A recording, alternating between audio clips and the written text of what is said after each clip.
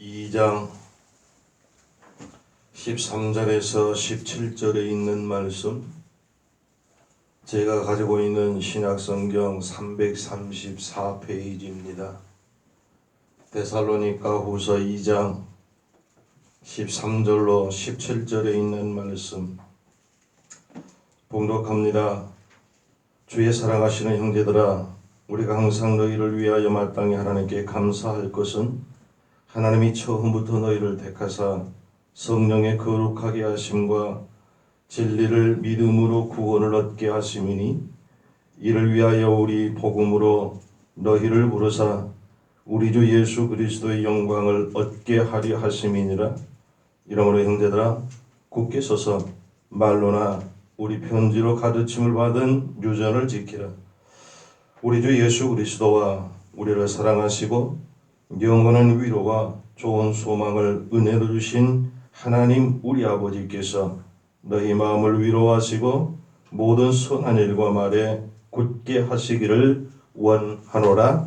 아멘. 살아계신 하나님의 은혜와 평강이 오늘도 우리와 함께 하기를 간절히 소원합니다. 어떤 사람들은 객관적으로 볼 때에 감사할 조건이 참 많은 사람이 있는가 하면 눈을 씻고 찾아보아도 감사할 조건이 없는 그런 사람도 있습니다. 감사할 조건이 많으면서 전혀 감사할 줄 모르는 사람이 있는가 하면 감사할 조건이 없음에도 불구하고 감사의 조건을 찾아서 부지런히 열심히 최선을 다하여 감사하는 사람도 분명히 있습니다. 성경에 스데반이나 베드로, 바울, 디모데 등 수많은 사람들이 감사할 이유가 그렇게 없음에도 불구하고 감사의 조건을 찾아서 감사하는 모습을 봅니다. 특별히 하나님의 사람 사도 바울을 찾아보면 시체말로 그 인생은 빈털터리 인생이었습니다. 율법교사도 포기했고 결혼도 포기했고 성공도 다 포기했습니다. 건강이 좋았느냐? 결코 건강도 좋지를 못했습니다. 생활도 가난하게 그지없었습니다. 그가 그럼에도 불구하고 그는 입을 열 때마다 강조한 것이 있습니다. 감사였습니다. 항상 감사하라. 항상 늘 범사에 감사할 것을 사도 바울은 강조하고 또 강조하였습니다. 감사란 어찌 보면 찾으면 얼마든지 찾을 수 있을 것입니다. 또 불평이나 원망도 찾으려면 얼마든지 있을 수 있습니다. 여러분, 우리의 생각이, 우리의 눈이, 우리의 입술이 어느 쪽으로 방향을 잡느냐에 따라서 어떤 이는 감사하고 어떤 이는 불평합니다. 감사절을 앞에 놓고 우리 함께 내가 원하는 추구하는 것을 어느 쪽으로 잡을 것인가, 어느 방향으로 잡을 것인가, 분명히 그 바른 목표를 설정하고 하나님의 사람으로서 하나님의 자녀답게 어떠한 고난과 역경 속에서도 불평과 불만이 아니라 감사할 수 있는 우리 온 식구들 되기를 간절히 소원합니다. 감사와 불평은 늘 공존합니다. 멀리 있는 것이 아니라 감사와 불평은 늘 함께 갑니다. 바라보면 감사에 뒤집으면 불평입니다. 마치 우리의 양손이 손날과 손등이 아닐까요? 한쪽을 보면 손날이 그 뒤를 뒤집으면 등입니다. 동전의 양면과 같습니다. 감사는 하나님의 선물이고 불평은 사단이가 준 선물입니다. 성경 창세기에서 요한계시록까지 또 수많은 믿음의 위인들을 볼 때에 하나님께서는 불평의 것을 한 번도 주지 않았습니다. 감사를 주셨습니다. 감사할 수 있는 여건과 마음들을 주셨지만 문제는 우리의 기준이 하나님을 향한 것이 아니라 세상을 향하였기에 늘 불평이었고 불만 가운데 살아올 때가 참으로 많이 있었습니다.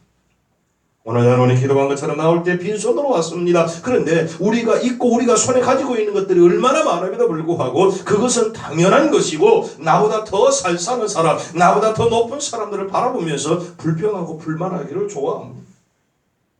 이스라엘 백성들은 하나님의 사랑과 은혜를 날마다 체험하고 받은 사람들이었습니다.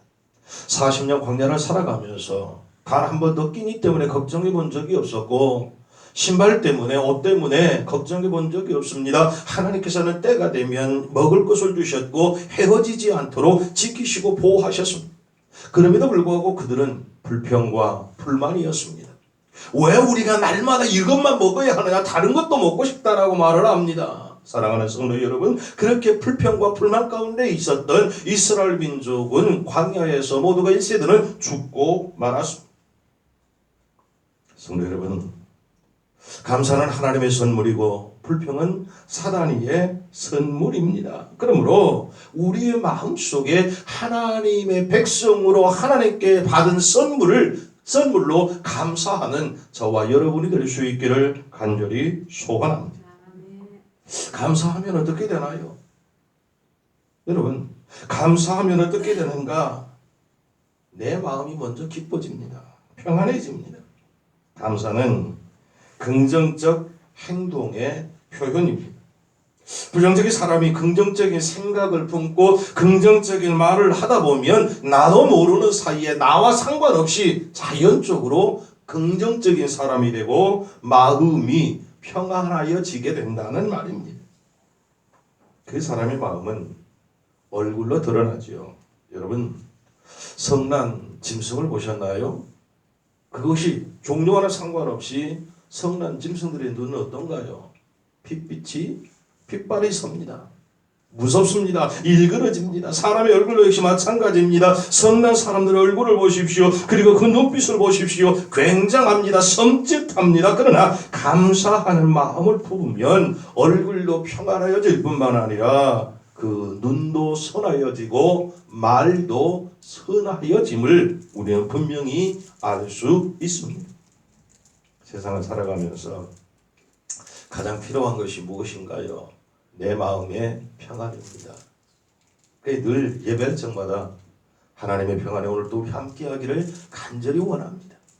내가 삶 속에서도 생활 속에서 어디에서 무엇을 하든 하나님이 주시는 참된 평안이 우리 안에 날마다 넘쳐나길 주의 이름으로 축복합니다. 마음이 평안해야 지혜가 생기고 마음이 평안해야 가지고 있는 능력을 10분 발휘할 뿐만 아니라 좋은 관계도 뿐만 아니라 마음이 평안하면 건강해지고 행복도 평안에 달려있다는 사실입니다.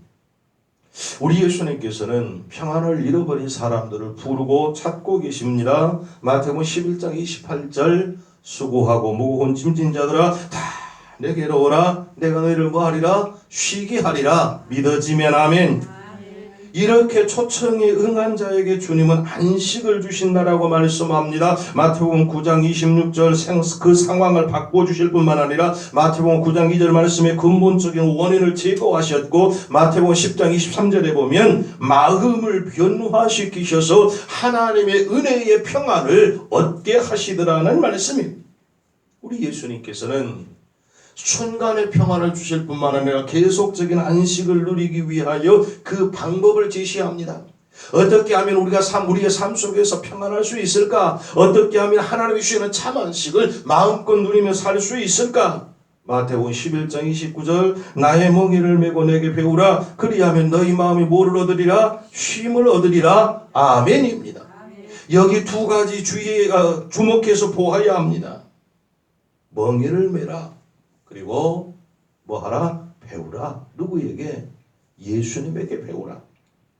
성도 여러분, 내 멍에를 메라라고 하는 뜻은 지금까지 나 혼자 메었던 죄악과 근심의 환난과 멍에를 주님께 내려놓고 내게 모든 짐을 주님께 내려놓고 나는 홀을 날아다니는 것이 아니라 하나님의 멍에 주님이 주시는 사명의 멍에를 메라. 그리하면 너희가 쉼을 얻을 것이다 라고 말씀을 합니다. 사명은 우리에게 참 자유함을 줍니다. 사명은 우리에게 생명을 연장시켜줍니다. 죽음이 무엇이라고요? 사명의 끝이 죽음입니다. 그가 나이가 많고 적고가 문제가 아닙니다. 잘 살고 못 살고의 문제가 아닙니다. 많이 배우고 적게 배우고의 문제가 아닙니다. 건강의 유무와 상관이 없습니다. 그가 누구이든 어떤 사람이든 그 사명이 끝나면 하나님이 부르십니다. 그렇다면 그 사명의 멍에를 메는 자 하나님이 지켜주시고 평안 주시고 안식 주시고 쉼 주심을 믿으시기 바랍니다. 그러나 내 지식과 경험이 아닌 주님의 인격과 방법을 져야 하기 까닭에 주님께서 말씀합니다. 내게 배우라. 세상의 모든 짐들은 내 능력으로 할 것 같습니다. 그 짐들 내 힘으로 할 것 같습니다. 못해서 내려놓았습니다. 그래서 끝나는 것이 아니라 주님이 짐겨주신 사명의 멍에를 매게 되면 이제는 주님께 배워야 합니다. 왜요? 주님께서 참 쉼을 얻게 하시는 능력이 그 안에 있기 때문입니다. 말씀을 쫓아 기도하면 산처럼 무거운 멍이 나도 임마누엘 주님의 능력으로 인해 쉽게 질 수 있다는 말입니다. 그 짐이 세상 사람들이 볼 때에는 태산 같을지라도, 세상 사람들이 볼 때에는 태풍이 노도광풍처럼 몰아칠지라도 결코 그것이 하나님이 함께 하시기에, 내가 지면 힘들고 무겁지만 하나님이 함께 하시기에 참 쉼과 안식을 얻을 수 있다는 말씀입니다. 둘째, 감사하면 분위기가 좋아집니다. 연천에는 그런 현수막을 본 적이 없는데 서울 가다 보면 무서운 현수막들이 빨간 천에다가 하얀 글씨 혹은 하얀 천에다 빨간 글씨로 걸려 있는데 대부분 이것이었습니다. 몰아내자, 깨부시자, 타도하자, 물러가라, 쟁취하자.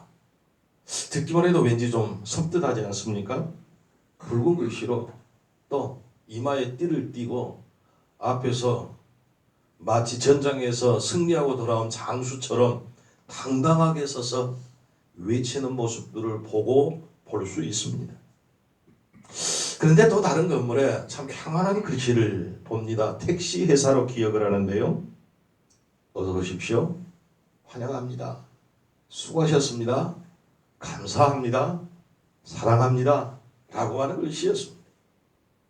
여러분, 두 문구에서 어떤 문구를 원하시는가요? 몰아내자, 깨부시자, 타도하자, 물러나라, 쟁취하자. 이거를 원하시나요? 아니면 어서 오십시오. 환영합니다. 수고하셨습니다. 축복합니다. 사랑합니다. 이 문구를 원하시나요? 가만히 생각해 보면 그 회사가 어떤 회사일지는 알 수 없지만 뻔한 것 아니겠습니까? 타도하자고 외치는 그 회사 결코 평안에 없을 것입니다. 동료 간에 임원과 임원진과 그 사원들 간의 그 관계 결코 좋지 않을 것입니다.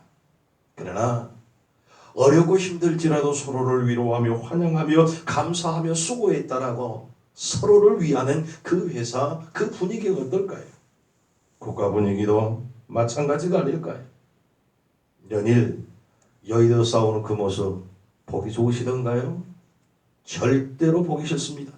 누가 잘했건 못했건 내가 네 편이건 남의 편이건 그것과는 상관없습니다. 제발 국민들이 원하는 것은 뭐 하는 것? 싸우는 모습이 아니라 여야가 하나 되고 모두가 하나 되는 그 모습, 정말로 우리가 원하는 것 아닐까요? 그런데 저들은 국민을 팔아서 서로 국민을 자기 편으로 끌어들이려 합니다. 사랑하는 성도 여러분, 우리의 가정과 우리 교회와 또 우리 국가가 정말로 그리스도 안에서 서로를 위하는 하나 되는, 서로를 섬기고 사랑하는 그런 나라, 그런 가정, 그런 우리가 되기 위해서 기도해야 할 줄로 믿습니다. 감사하면 분위기가 좋아집니다. 그리고 셋째, 감사하면 하나님이 기뻐하십니다.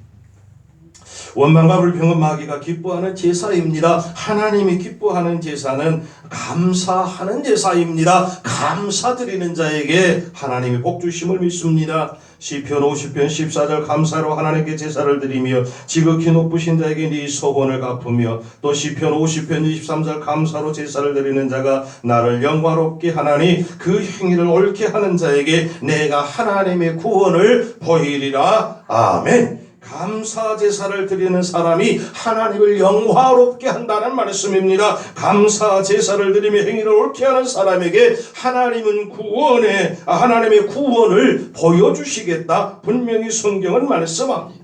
그만큼 감사로 드리는 예배 중요하고 위대하다는 말입니다. 오늘 우리 예배가 감사로 하나 되는 복된 예배 되기를 간절히 소원합니다. 그리고 감사하면 감사할 일이 일어납니다. 감사하면 계속적으로 감사할 일이 반복적으로 일어난다라고 하는 것 영적 조건 반사입니다. 한숨을 쉬는 것을 되풀이하면 한숨 쉬는 것에 익숙해질 수밖에 없습니다. 포기를 자주 하다 보면 포기가 익숙해집니다. 그러나 감사를 반복하면 감사가 익숙해지고 그러다 보면 감사할 일이 많아지더라는 말씀입니다. 가끔 운동하러 나가다 보면 나이 드신 어르신들이 조금 높은 곳을 잡고 팔굽혀펴기를 하는 것을 봅니다. 그가 누구이든 처음 한 사람은 많이 하지 못합니다. 젊고 나이가 많은 그 어르신과 상관없이 그렇다. 그런데 아무리 젊은 사람이라도 그렇지만 나이 드신 어르신들이라도 그 운동을 계속하다 보면 어떻게 되죠? 제법 많은 횟수를 할 수 있습니다. 그렇습니다. 나쁜 일을 반복하다 보면 익숙해질 수밖에 없습니다. 한숨 쉬는 것을 반복하다 보면 익숙해져서 나도 모르는 사이에 한숨이 생활이 될 수 있습니다. 그러나 기도 반복하다 보면 생활이 됩니다. 감사를 계속하다 보면 감사가 생활이 됩니다. 찬송이 계속하다 보면 나도 모르는 사이에 언제 어느 때이든 찬송이 우리의 입술에서 떠나지 않음을 여러분 기억하고 믿으시기 바랍니다.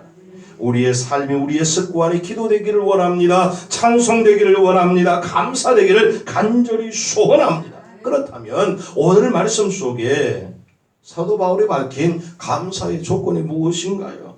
왜 감사해야 한가요? 첫째, 구원하심을 감사하라고 성경은 말씀합니다. 13절입니다. 주의 사랑하는 형제들아, 우리가 항상 너희를 위하여 마땅히 하나님께 감사할 것은 하나님이 처음부터 너희를 택하사 성령의 거룩하게 하심과 진리를 믿음으로 구원을 얻게 하려 하심이니. 아멘.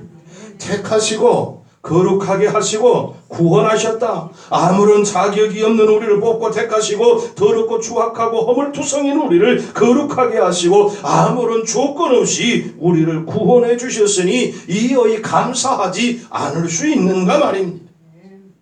내가 구원받았다는 것은 죄의 문제를 해결했다는 것입니다. 내가 벗어던질 수 없고 내가 풀지 못하는 죄의 사슬을 주님께서 풀어주셨음을 믿으시기 바랍니다. 성도 여러분, 세상에 가장 무거운 것이 무엇일까요? 죄라는 사실입니다. 죄보다 더 무거운 것은 없습니다. 죄보다 더 무서운 것은 없습니다. 죄는 우리의 육체뿐만 아니라 영혼도 파멸시키기 때문에 그렇습니다. 뿐만 아니라 천국 백성 우리를 지옥으로 떨어지게 만듭니다. 유명한 미국의 과학자들이 박테리아나 바이러스 같은 병균이나 기생충들이 사람 정신과 영혼까지 파괴시킨다. 아마 많이 들어보셨을 것입니다.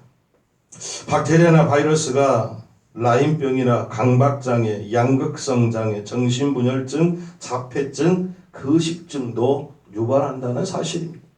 우리는 지금 뼈저리게 코로나19 바이러스로 인해서 얼마나 무서운가를 느끼고 있습니다. 눈에 보이지 않지만 그것 때문에 전전긍긍하고 전 인류가 팬데믹 상황에서 어떻게 해야 할지 알 수 없는 그런 답답한 상황에 처하여 있음을 봅니다. 눈으로 보이면 파리채라도 때려서 잡을 터인데 보이지 않습니다. 박테리아나 바이러스는 흉유경을 통해서 볼 수 있는 미세한 생물인데 육으로는 절대로 보이지 않습니다. 그런데 보이지 않는 그것들 우리의 정신까지, 육체뿐만 아니라 정신까지 완전히 파괴시키고 멸망시킨다는 사실입니다. 들어보셨죠? 고박터라는 그 균말입니다. 어딘가요? 위에 서식하면서 위벽에 붙어가지고 위를 갉아먹는 것입니다. 위를 상처냅니다. 그래서 매운 자극적인 짠 것이나 그 자극적인 것들이 들어가면 그 위가 얼마나 쓰린 곳이 올 테니 상할까요? 얼마나 아플까요? 역시 헬리코박터균이라는 이 근도 보이지를 않습니다. 현미경으로만 볼 수 있습니다. 그렇습니다. 죄는 작아도 죄입니다. 안 보여도 죄입니다. 숨겨도 죄입니다. 그러나 그 죄는 육신을 망가뜨릴 뿐만 아니라 영혼을 갉아먹는다는 사실입니다. 그런데 그 죄를 우리 예수님께서 십자가로 다 해결해 주시고 용서하시고 저와 여러분을 구원하셨으니 그 이외에 무엇이 감사의 조건이 될 수 있을까요? 바울은 그 사실을 믿음으로 구원을 얻는다 한마디로 정의합니다. 사랑하는 성도 여러분, 어려우십니까? 힘이 드십니까? 그럼에도 불구하고 감사하십시다. 왜요? 나를 구원하신 그리스도의 은혜에 감사하는 저와 여러분 되기를 소원하고 축복합니다. 둘째로 감사의 조건은 위로와 좋은 소망을 은혜로 주신 것을 감사하라고 성경은 말합니다. 16절 우리 주 예수 그리스도와 우리를 사랑하시고 영원한 위로와 좋은 소망을 은혜로 주신 우리 하나님 우리 아버지께서 라고 말씀을 합니다. 우리를 사랑하셔서 영원한 위로를 주셨고 좋은 소망을 은혜로 주신 것에 감사하다는 말입니다. 왜 감사합니까? 왜 구원하셨습니까? 왜 예수님이 죽으셨습니까? 요한복음 3장 16절 하나님이 세상을 이처럼 사랑하사 라고 말씀을 합니다. 에베소 2장 4절 긍휼에 풍성하신 하나님 우리를 사랑하신 그 큰 사랑을 인하여 라고 성경은 말씀합니다. 사랑 때문에 사랑하기 때문에 죽으셨고 사랑하기 때문에 살리셨다는 말씀입니다. 하나님께서는 그리스도 예수보다 저와 여러분을 더 사랑하셨기에 예수님을 이 땅에 보내셨고 우리의 생명을 건져 구원하셨음을 믿습니다. 그뿐 아니라 그것으로 끝나는 것이 아니라 영원한 위로와 좋은 소망을 주셨다라고 성경은 말씀합니다. 얼마 전에 저희 어머님이 세상을 떠나셨는데 코로나19로 인해서 문상객이 그렇게 많지는 않았습니다. 그래도 제가 밤늦게까지 문상으로 오셨고 그분들이 떠나고 난 다음에는 그 장례식에서 10시 넘으니까 문을 걸어 잠그고 못 들어오게 할 정도로 철저하게 방역을 합니다. 식구들만 있었는데 가끔 문상을 가봅니다. 낮이나 초저녁이며 문상객들이 굉장히 많습니다. 그런데 시간이 지나 새벽 시간으로 가면 남는 자들은 누군가요? 유족만 남습니다. 느낄 때가 있습니다. 사람이 사람을 위로하는 것은 다분히 의례적일 뿐이고 형식적이라는 것. 그리고 아무리 가까운 사람일지라도 그가 누구이든 영원히 사람 곁에 함께 있을 수 없다는 것. 그러나 주님의 위로는 하나님의 말씀대로 영원히 함께 하심을 믿으시기 바랍니다. 오늘 성경은 우리에게 약속하셨습니다. 영원히 함께 하도록 위로하시고 소망을 주심을 믿으시기를 바랍니다. 하나님은 우리에게 좋은 소망을 주셨습니다. 우리가 가지고 있는 성경 539장 이 몸의 소망 무엔가 우리 주 예수 보내리세 우리 주 예수밖에는 믿으리 아주 없도다. 아멘입니다. 예수님이 저와 여러분의 유일한 소망이심을 믿습니다. 그 소망 대신 예수님께서 우리에게 참 평안 주시고 참 위로 주시고 참 안식 주시기를 간절히 소원합니다. 그렇습니다. 성도 여러분, 예수님이 소망입니다. 예수밖에는 소망이 없음을 믿고 그 예수님과 함께 승리하는 복된 은혜가 있기를 간절히 소원합니다. 생각해보면 힘들고 불평스러운 일들이 너무 많습니다. 정치도 그야말로 짜증나고 경제는 악화되고 하는 일이 생각대로 잘 되지도 않고 그렇다고 해서 불평하고 원망하고 누구를 탓한다고 더 나아지던가요? 말하는 입이 더 악해질 뿐이고 듣는 귀가 더 서운해질 뿐입니다. 사랑하는 성도 여러분, 눈을 들어 소망 되신 우리의 유일한 소망이신 예수님을 바라보십시다. 그 예수님이 주시는 참된 위로와 평안이 오늘 우리 모두에게 있기를 간절히 소원합니다. 그렇다면 하나님은 어떤 사람들을 계속 도와주시나요? 어떤 사람을 위로해 주시고 어떤 사람을 위로할 뿐만 아니라 소망을 주시고 이기게 하시나요? 첫째, 하나님은 우리가 기도할 때 도와주십니다. 시편 121편 1절, 내가 산을 향하여 눈을 들이라 나의 도움이 어디sol까? 나의 도움은 천지를 지으신 여호와에게서로다 라고 시인은 노래합니다. 산이란 문제 아닌가요? 고난 아닌가요? 문제를 만났을 때 그 문제를 해결하는 방법은 하나님께 엎드리는 방법밖에는 없다는 말입니다. 하나님은 부르짖어 기도하는 자녀의 문제를 해결하여 주심을 믿으시기를 바랍니다. 우리 힘으로는 해결할 수 없는 문제를 하나님 앞에 무릎 꿇고 기도할 때, 하나님을 의지할 때 하나님은 반드시 응답하여 주심을 믿습니다. 마태복음 8장에 보면 제자들이 갈릴리 바다를 배를 타고 항해하고 있을 때 갑자기 태풍이 몰아치기 시작합니다. 형언할 수 없는 큰 파도가 밀려왔습니다. 배가 곧 침몰할 지경에 이르렀습니다. 평생을 바다를 직장 삼아 왔던 그 어부들인 제자들도 그 큰 태풍 앞에서 쩔쩔맵니다. 이때 비로소 제자들이 부르짖습니다. 주여 우리를 구원하소서, 우리가 죽게 되었나이다. 주여 우리를 구원하소서, 우리가 죽게 되었나이다. 부르짖을 때 주님께서 파도와 바람을 잔잔케 명하셨을 때 잔잔하여 살았음을 성경은 우리에게 말씀합니다. 성경은 말씀합니다. 환난 날에 나를 부르라, 내가 너를 건지리니 네가 나를 영화롭게 하리라. 할렐루야. 어려우십니까? 힘이 드십니까? 혼자 그 문제를 해결하기 위하여 끙끙거리고 이 사람 저 사람 찾아다니는 바보 같은 사람이 아니라 하나님 앞에 무릎 꿇어 기도할 때 하나님께서는 도우십니다. 해결하여 주심을 믿으시기 바랍니다. 내 힘으로 해결하려고 합니다. 타락한 인간은 하나님의 도움에서 얻는 기쁨보다 자신의 힘으로 해결한 것으로 보람을 삼으려고 할 때가 많습니다. 힘을 사용함으로 쾌감을 얻기 때문입니다. 그래서 힘을 얻고 소유하기 위해서 노력합니다. 돈이 힘이 되는 세상이기에 돈을 모으려 합니다. 권력이 힘이 되는 세상이기에 높은 자리에 앉으려 합니다. 학벌이 또한 힘이기에 좋은 학교를 나오려고 합니다. 그리고 그 힘을 의지하고 거기에서 도움을 받으려고 합니다. 그러나 이 도움에는 한계가 있을 뿐입니다. 기도하면 하나님이 도와주심을 믿으시기 바랍니다. 하나님은 언제 도와주시나요? 하나님의 말씀에 순종할 때 우리를 도와주십니다. 여호수아 1장 8절, 이 율법책을 입에서 떠나지 말게 하며 주야로 그것을 묵상하며 그 안에 기록된 대로 다 지켜 행하라. 그리하면 네 길이 평탄하게 될 것이며 네가 형통하리라. 아멘. 하나님의 말씀에 순종하는 자를 하나님께서는 평탄한 삶으로 인도하심을 믿으시기 바랍니다.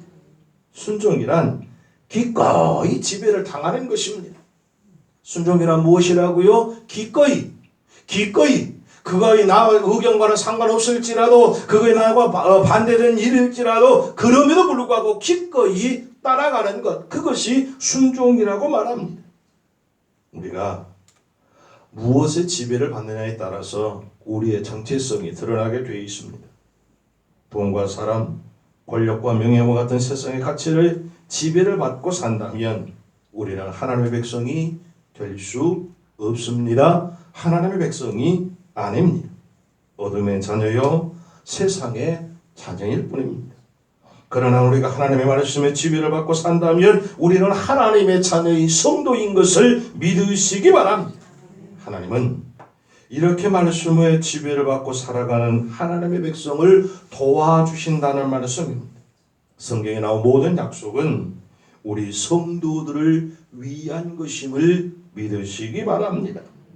네가 내 말에 순종하면 내가 너를 뭐하리라? 반드시 도와주리라. 하나님의 약속의 말씀을 듣고 그 말씀에 순종하면 하나님은 저와 여러분을 지키시고 도와주심을 믿으시기 바랍니다. 성도 여러분, 그리스도의 행복은 하나님의 말씀에 순종할 때 주어집니다. 행복을 추구한 것이 아니라 하나님의 말씀에 순종하면 하나님이 주시는 평안과 참 행복이 있음을 믿습니다. 하나님의 말씀은 계시로 우리에게 주어진 것입니다. 그러므로 사람, 인간 편에서 만든 것이 아니라 하나님 편에서 인간에게 주셨다는 뜻입니다. 그래서 기독교를 계시의 종교다 그렇게 말합니다. 인간이 만든 종교가 아니라는 말입니다. 그러므로 그리스도인은 말씀에 순종해야 합니다. 계시의 반대는 이성입니다. 우리의 이성으로는 하나님께 순종할 수 없습니다. 이성은 우리의 믿음을 철저하게 반대합니다. 하나님의 말씀을 우리의 이성으로 그러므로 판단해서는 안 됩니다. 우리의 짧은 지식으로 함부로 하나님을 논의해서는 안 됩니다. 하나님의 말씀은 분석함으로 깨닫는 것이 아니라 순종함으로 깨달음을 믿으시기 바랍니다. 하나님의 말씀을 듣고 순종할 때 그 말씀이 내게 깨달아짐을 믿습니다. 말씀에 순종하여 하나님의 도우심으로 살아가는 우리 온 식구들 되기를 주의 이름으로 축복합니다. 마지막 언제 도와주시나요? 하나님은 항상 언제든지 우리를 도와주십니다. 시편 121편 4절 이스라엘을 지키시는 자는 졸지도 아니하시고 주무시지도 아니하시느니라 믿어지면 아멘. 우리를 지키시는 하나님은 졸지도 주무시지도 않고 저와 여러분을 눈동자와 같이 지키고 계심을 믿습니다. 하나님께서 우리를 도와주시되 항상 늘 도와주심을 믿습니다. 성경은 우리의 잘못된 생각을 이렇게 알려줍니다.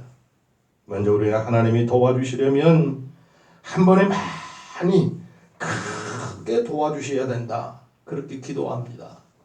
마치 물질의 축복을 주시되 푼돈이 아니라 일확천금 로또 복권이라도 맞아서 최소한 10억 이상은 주셔야 그것을 하나님의 축복이라고 생각하는 바보 같은 사람들이 참 많습니다. 그러나 여러분, 하나님은 우리의 생각과 반대로 한꺼번에 왕창 크게 숨을 못 쉴 정도로 주시지는 결코 않는다는 사실입니다. 매일 조금씩 절대로 그러나 부족하지 않도록 때를 따라 일용할 양식을 필요를 채워주시는 것이 하나님이 주시는 큰 은혜이신 것을 믿으시기 바랍니다. 하나님은 왜 탈진한 엘리야를 그리 시냇가로 보내셨을까요? 탈진하여 쓰러질 엘리야를 왜 그리로 보내셨을까요? 그 이유는 내가 너를 이렇게 시간마다 보호하고 인도하여 주심을 엘리야로 하여금 깨닫게 하시기 위함이었습니다. 한꺼번에 왕창 두고 그 다음은 네 마음대로 써라. 이것은 결코 은혜가 아닙니다. 배부르면 등 따시면 뭐 생각나요? 헛생각나게 되어 있습니다. 이것이 죄악된 인간의 본성이기 때문에 그렇습니다. 우리가 생각할 때 크고 많지는 않지만 매일매일 시간마다 우리가 필요할 때마다 끊이지 않고 계속해서 채워주신 것, 이것이 하나님의 참 은혜인 것을 믿으시기 바랍니다. 태풍 불고 장마철고 같고 그래서 홍수가 나서 계곡에 물이 가득 차가는 것, 그것이 결코 은혜가 아니라 사시사철 마르지 않는 졸졸졸졸 흐르는 시냇물이 참 은혜라는 말씀입니다. 이제 결론의 말씀을 드리고 말씀을 맺고 싶습니다. 감사하면 내 마음이 기쁘고 평안해집니다. 분위기가 좋아질 뿐만 아니라 하나님이 기뻐하시고 감사의 조건들이 늘 많아집니다. 그렇다면 바울이 밝힌 감사의 조건은 무엇이었던가요? 구원하심에 감사합니다. 그 어떤 것보다 나 같은 것을 구원하셔서 천국 백성 삼으시고 하나님의 자녀 삼으신 이것 말고 더 큰 감사의 조건이 무엇이 있을까요? 그 하나님께서 우리에게 위로와 소망을 은혜로 주셨으니 감사하십시다. 이렇게 감사하는 자에게 하나님은 은혜를 저버리지 않는 그런 은혜, 그런 사람, 하나님 기뻐하시고 복 주십니다. 입으로 마음으로 물질로 감사하는 사람, 기도의 사람을 도우시고 순종할 때 도우시고 늘 언제나 도우시고 감사의 조건이 너무 많습니다. 그 감사의 조건으로 찾아서 감사할 때 하나님께서는 필요를 따라 날마다 우리에게 일용할 양식으로 채워주실 줄 믿습니다.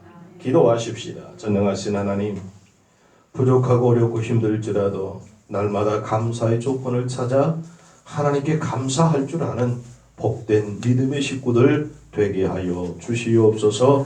예수님의 이름으로 기도하옵나이다. 아멘.